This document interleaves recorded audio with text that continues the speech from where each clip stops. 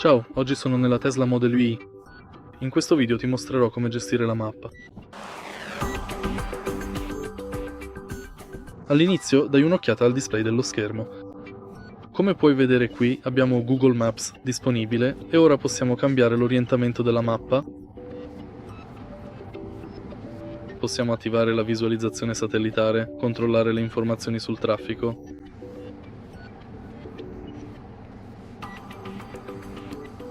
Inserire punti di interesse e cercare stazioni di ricarica.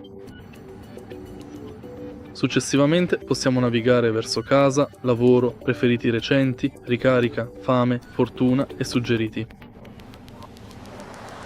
Inoltre possiamo ovviamente navigare verso una destinazione personalizzata. E fondamentalmente è tutto qui. Se hai trovato utile questo video, metti mi piace, commenta e iscriviti.